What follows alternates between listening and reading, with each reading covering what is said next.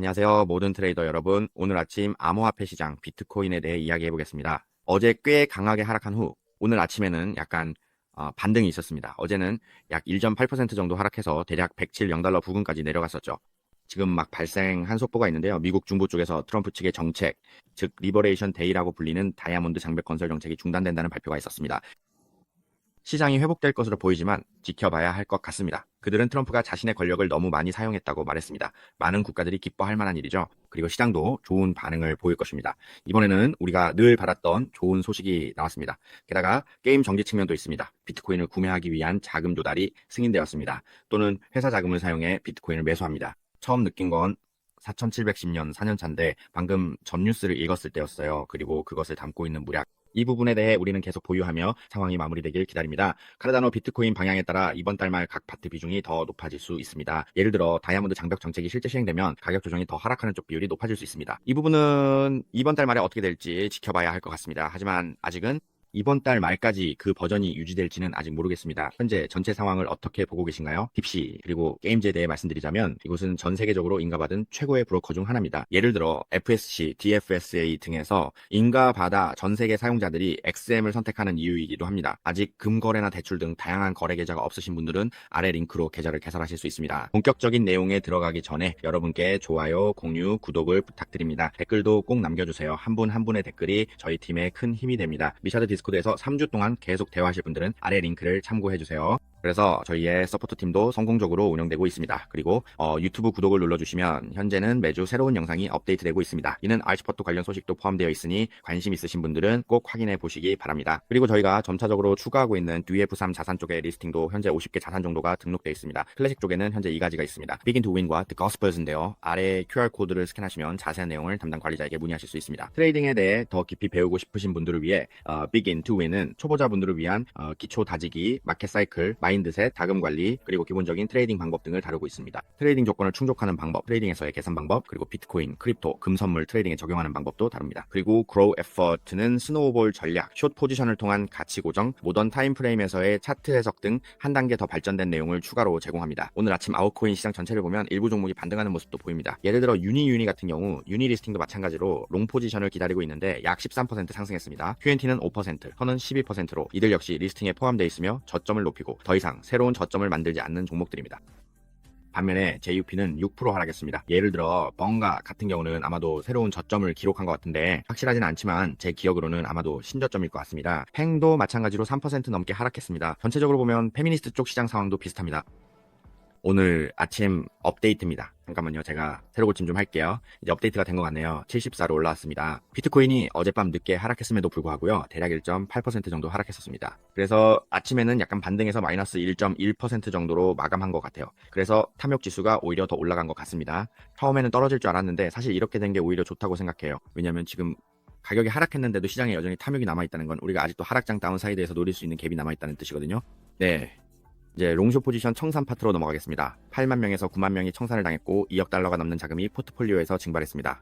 이번에는 어젯밤에 매도숏 쪽에서 많이 청산이 일어난 것 같아요. 왜냐하면 시장이 하락했기 때문이죠. 대략 1억 7천만 달러 정도가 터졌습니다. 그리고 비트코인 월간 수익률을 보면 현재는 약 13.78% 플러스 상태입니다.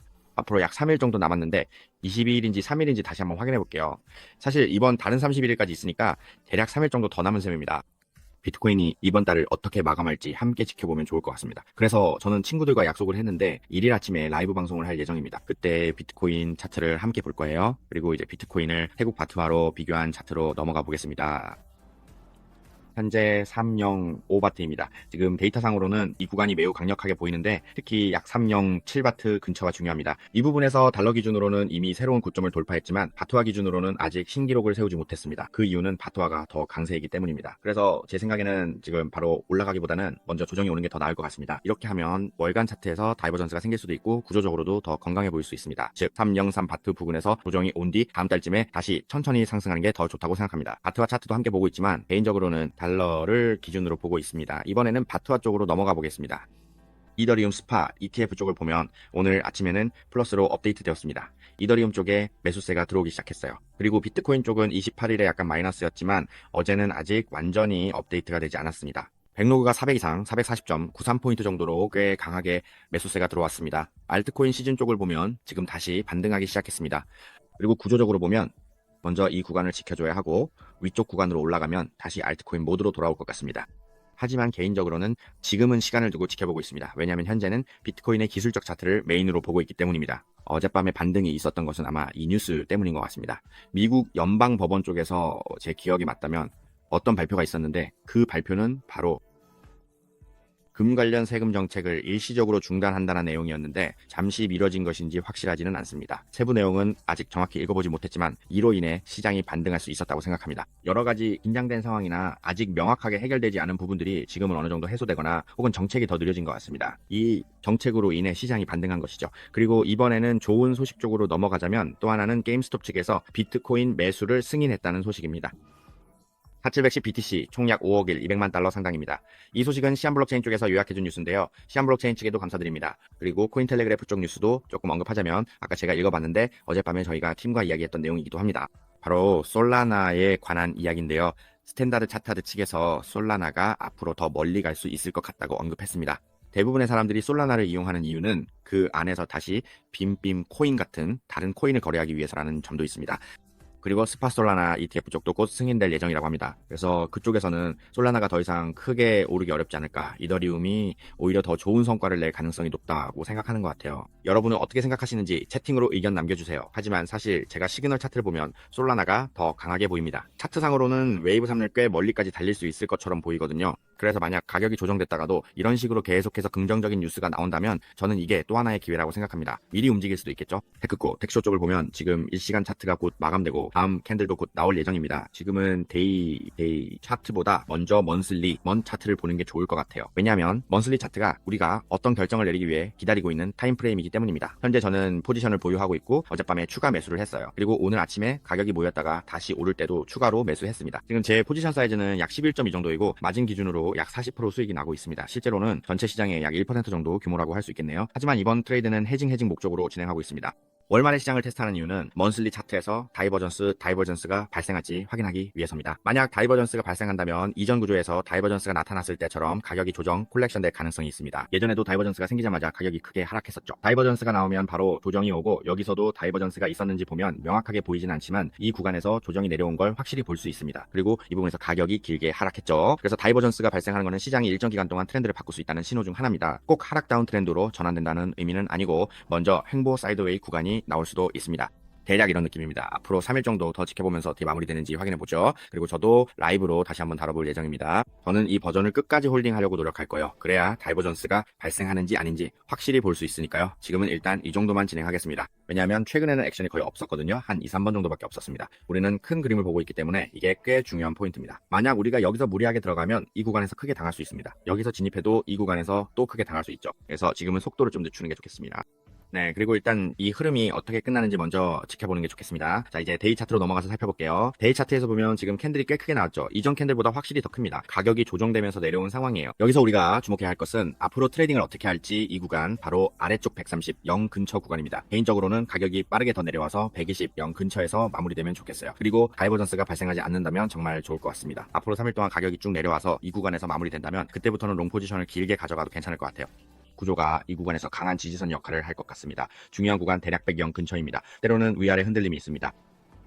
현장에서 상황을 다시 한번 봐야 할 것 같아요. 저도 잘 모릅니다. 모르는 상태에서 투자하는 거죠. 그래서 그 모르는 부분에 자금 관리를 적용하려고 노력하는 겁니다. 우리가 감당할 수 있는 리스크가 어느 정도인지 생각하면서요. 만약 방향이 맞으면 최대한 오래 가져가고 만약 틀리면 우리가 미리 정해둔 한도 내에서 정리하는 거죠. 전체적인 그림을 조금 말씀드리면 지금 비트코인의 변동성, 즉 스윙이 이번 구간이 파동의 5번째 웨이브가 될 가능성이 매우 높다고 봅니다. 그리고 보통 우리가 말하는 엔딩 다이아고날 형태로 움직일 가능성이 여전히 있다고 보고 있어요. 첫 번째 시나리오는 1, 2, 3, 4로 올라가고 그 다음에 움직이는 겁니다.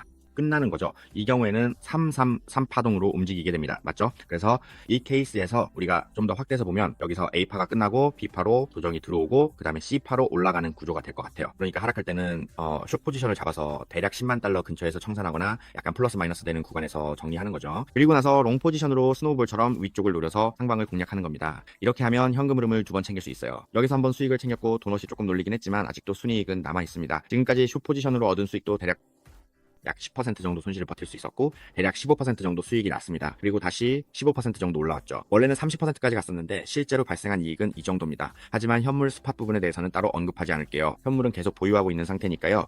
이게 첫 번째 케이스입니다. 두 번째 케이스로 넘어가 볼게요. 두 번째 케이스는 우리가 비트코인에 대해 매우 강한 상승 불리시 관점을 갖고 있을 때입니다. 이럴 때는 조금 더 빨리 하락이 나와야 해요. 마무리되기 전에 빨리 하락이 나와서 예쁘게 마무리되는 게 중요합니다. 만약 마무리 전에 급하게 하락이 나오면 다이버전스가 발생하지 않게 되고 제가 말한 대로 웨이브 이 구조로 내려오게 됩니다.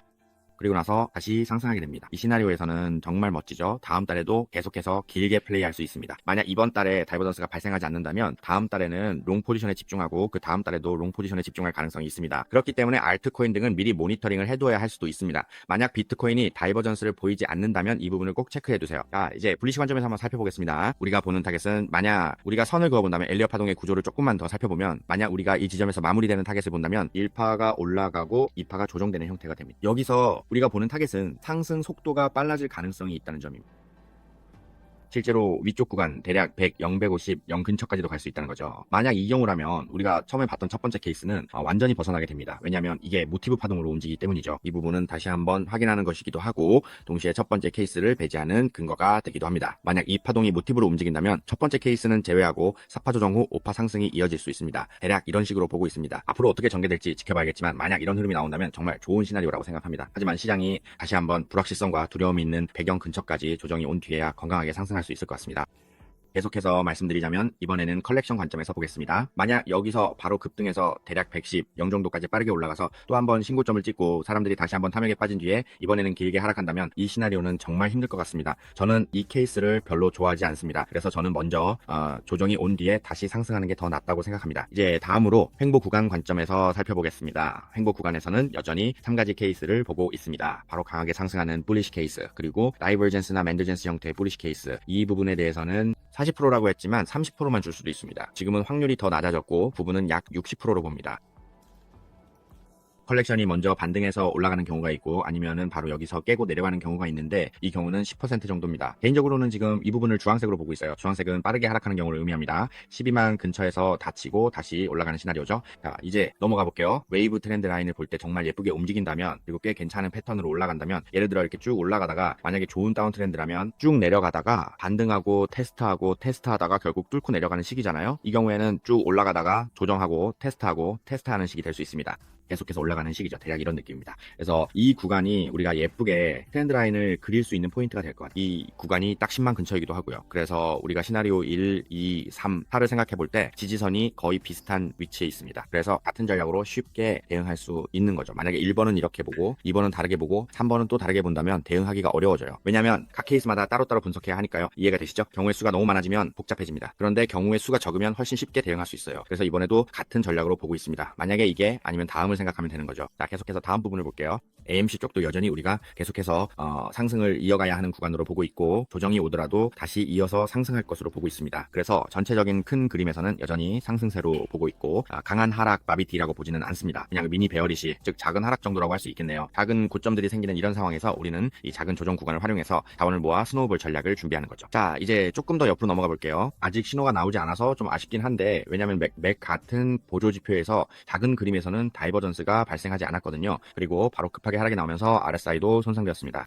그래서 이 부분에서는 서두르지 않고 이쪽에서 신호가 올 때까지 기다릴 생각입니다. 여기서는 진입하지 않을 거예요. 이 구간이 중간 지점이기 때문이죠. 보세요. 여기서 위로 올라가서 엔트리하면 약 5% 수익, 이 범위에서 아래로 내려가면 4, 5% 손실이 날 수 있습니다. 즉 반반의 확률입니다. 그래서 우리가 할 일은 이 구간에서 다이버전스 신호를 기다리는 것입니다.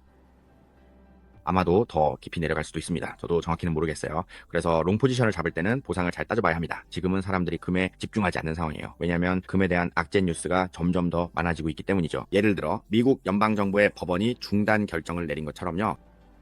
탈립이죠. 그리고 조사 정책에 관한 부분도 있습니다. 앞으로 어떻게 될지 지켜봐야 할 것 같아요. 저는 계속해서 디스코드에서 업데이트를 할 예정이니 관심 있으신 분들은 디스코드 방에서 확인하실 수 있습니다. 디스코드에 들어오시면 규칙방이 있는데 규칙을 읽고 동의하신 후 바로 입장하실 수 있습니다. 그리고 여러 방에서 자유롭게 참여하실 수 있어요. 계속해서 다른 시장 파트도 살펴보겠습니다. 달러 쪽은 반등하면서 더 강해졌습니다. 아침에 뉴스가 반영된 이후로요. 하지만 개인적으로는 저항선이 중요하다고 생각합니다. 다시 상승 추세로 전환하려면 저항선을 돌파해야 합니다. 네, 유가도 약간 반등하긴 했지만 지금으로서는 여전히 하락 추세이거나 횡보 구간에 머물러 있습니다. 그래서 한 번 더 하락해서 아래쪽에서 마무리한 뒤에야 다시 상승할 수 있을 것 같습니다. 다우존스 쪽을 보면 어젯밤에는 0.5포인트, 0.6% 하락 마감했습니다. 사실 지금 저는 다우존스의 흐름을 지켜보고 있는데 만약 다우존스가 아래쪽 구간에서 마무리된다면 이건 꽤 힘든 상황이 될 것 같습니다. 하지만 만약 지금처럼 버텨준다면 미니 불마켓으로 전환될 수도 있지 않을까 생각합니다. 아니면 다시 위쪽으로 올라가야 할 수도 있고요. 사람들이 앞으로 어떻게 오를지 궁금해하지만 제 생각에는 아직 상승할 여지가 있다고 봅니다. 쉽게 끝나진 않을 것 같아요. 이제 나스닥 쪽으로 넘어가 보면 나스닥도 반등이 있었습니다. 어젯밤에도 약간 하락하긴 했지만 그래도 전체적인 흐름은 여전히 반등하는 모습입니다. 자, 이번에는 아웃코인 쪽을 조금 살펴보죠. 많은 분들이 주목하는 아웃코인은 이더리움입니다. 이더리움이 지금 반등세가 있는지 궁금해 하실 텐데 어젯밤에 약간 반등이 있었던 것 같아요. 잠깐만요. 한번 확인해 볼게요. 네, 반등세가 시작된 것 같습니다. 보이시죠? 올라오면서 뭔가 패턴을 만들려는 것 같아요. 새로운 최고점을 노리고 있는 모습입니다. 사실 지금 상황에서 혼합되어 나타나는 것은 다이버전스 신호가 발생하고 있다는 점입니다. 가격이 마감되는 모습을 보면 여기서 마감된 후 이전 고점을 돌파했는지 살펴보면 살짝 돌파한 것 같아요. 하지만 제 생각에는 오늘이 결정적인 날이 될 것 같습니다. 만약 이더리움이 이 구간에 머문다면 저는 다시 한번 숏 포지션을 잡을 수도 있을 것 같고 이 HL 하이로우 구간을 참고할 생각입니다. 바로 이 위쪽 구간이죠. 우리가 설정한 이 구간에서 근처에서 숏 포지션을 잡을 타이밍을 찾을 수도 있습니다. 또 HL 하이로우 구간을 기준으로 삼을 수 있겠죠. 만약 ETF가 이 구간에 있다면요. 오늘이 잘 마무리된다면 데일리 마감도 좋겠습니다. 이 구조가 행보 사이드웨이 형태를 보이다 4파, 5파까지 돌파하는 모습이기 때문입니다. 이제 마무리될 준비가 된 셈이죠. 우리가 할 전략은 2파 조정이 내려올 때를 기다렸다가 진입하는 것입니다. 그때 매수 대기할 구간이 바로 이 구간입니다.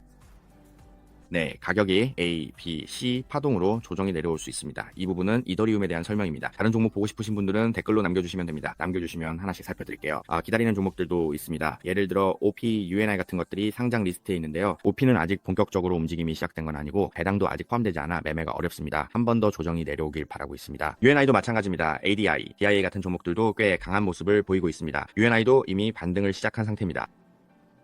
저희 쪽에서 보면 이런 종목들은 롤을 들어올리는 고점을 높이는 종목들이라 매매가 가능합니다. 하지만 신저점 유로를 만드는 종목들은 매매하지 않는 게 좋습니다. 이 부분은 친구분들께 꼭 말씀드리고 싶은 점입니다. 만약 IDA가 한 번 더 조정이 내려온다면 그 구간은 정말 매력적인 매수 구간이 될 수 있습니다. 조정이 내려오는 타이밍을 노려 그 근처 구간에서 큰 그림에서 다이버전스가 발생하면 그때 진입 타이밍을 잡는 게 좋습니다. 이게 BTC 비트코인과도 어느 정도 맞물릴 수 있는데 정확히 언제가 될지는 저도 잘 모르겠습니다. 그냥 퍼즐 조각처럼 맞춰질 거라 생각합니다. 계속 업데이트 해드릴 예정이고 디스코드에서도 확인하실 수 있으니 참고해주세요. 이번 영상은 이 정도로 마무리하겠습니다. 이번에는 전체 시장에 대한 이야기입니다. 비트코인 친구분들도 곧 방향을 선택할 시점이 다가오고 있습니다. 어느 쪽으로 갈지는 모르겠습니다. 다이버전스 신호가 발생하면 매수 확률이 더 높아질 수 있습니다. 이번 사이클에서는 홀딩하며 마무리를 기다리는 전략입니다. 마무리가 좋지 않게 끝나면 계속 홀딩할 수도 있고 좋게 끝나면 바로 스위칭해서 2, 3개월 롱매수 포지션으로 전환해 매매할 계획입니다. 추후 다시 업데이트 해드리겠습니다. 아직 다른 방식으로 활용하시는 분들은 이 영상 끝나고 이어지는 다음 영상을 참고하시면 좋습니다. 타임라인도 표시해두었으니 참고해주세요. 도움이 되셨다면 좋아요, 공유, 구독 부탁드립니다. 크립토커런시 관련 소식을 놓치지 않으실 수 있습니다.